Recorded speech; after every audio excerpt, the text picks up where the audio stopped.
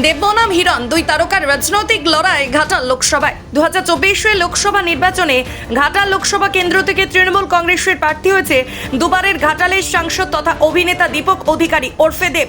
তার প্রধান প্রতিপক্ষ ভারতীয় জনতা পার্টির প্রার্থী খড়গপুরের কাউন্সিলর ও বিধায়ক তথা অভিনেতা হিরণময় চট্টোপাধ্যায় ওরফে হিরণ। তবে এবার ঘাটালবাসী কি চাইছে, কোন অভিনেতাকে বেছে নেবে ঘাটালবাসী? ঘাটালের বাসিন্দা জয়ন্ত মণ্ডল জানান, উনি তো ব্যস্ত মানুষ, সাধারণ মানুষের কাজ করতেই পারছে না, তাই ঘাটালে এবার পরিবর্তন দরকার। ঘাটালের সাধারণ মানুষের হয়ে যে কাজ করবে সেই রকম সাংসদ চাইছে ঘাটালবাসী।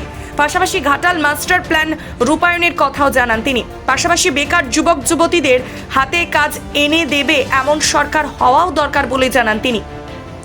ঘাটালের আর এক বাসিন্দা অলোক পাল বলেন, মানুষ দেবকে পছন্দ করে, হিরণ এসে বিরাট প্রভাব ফেলতে পারবে না। উন্নয়ন বলতে বীরসিংহ উন্নয়ন পর্ষদ থেকে কিছুটা কাজ হয়েছে, এক কথায় বোঝা যাচ্ছে দেবকে পছন্দ করলেও তার কাজ হয়তো ঘাটালের মানুষ পায়নি। তবে ঘাটালের বিজেপি বিধায়ক শীতল কপাট তীব্র কটাক্ষ ছুড়ে দিয়েছে শাসক দলের প্রার্থী দীপক অধিকারীর দিকে।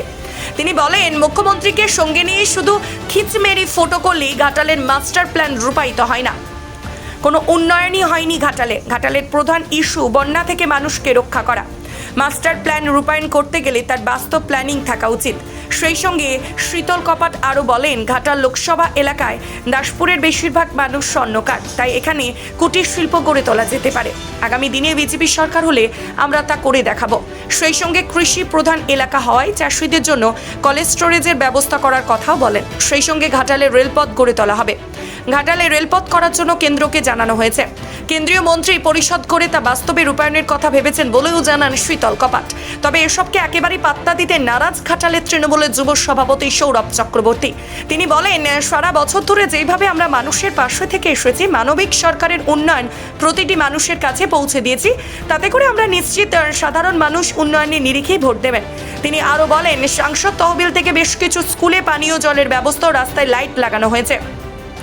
ঘাটালের যুবনেতা বলেন যে গণতন্ত্রের মানুষ শেষ কথা বলে, আমরা সাধারণ মানুষের ওপর বিশ্বাস রাখি, তাই ঘাটালে বিপুল ভোটে মানুষ আমাদের জয়লাভ করাবে।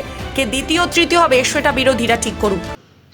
আপনারা প্রত্যেকেই জানেন, বিজেপির যে ভাওতাবাজি, তাদের যে জুমলাবাজি, তাদের মিথ্যে প্রতিশ্রুতি, সে প্রতিশ্রুতি পূরণ না করা এবং সার্বিকভাবে বাংলার মানুষের স্বার্থে মমতা বন্দ্যোপাধ্যায়ের আদর্শে যেভাবে বাংলার মানবিক সরকারের উন্নয়ন এবং তার সাথে সাথে মানুষের সাথে 365 দিন পাশে থাকা এবং মানুষের পাশে থেকে মানুষের উন্নয়নের অঙ্গীকারকে আরও দৃঢ়তার সাথে সংঘবদ্ধ করা, এটাই হচ্ছে তৃণমূল কংগ্রেসের আগামী দিনে চলার পথে বড় বিষয়। এবং আমরা বিশ্বাস করি মানুষই গণতন্ত্রের শেষ কথা বলবে, তাই মানুষকে সংগঠিত করে আমরা নিশ্চিতভাবে এই দায়িত্ব পালন করতে পারব।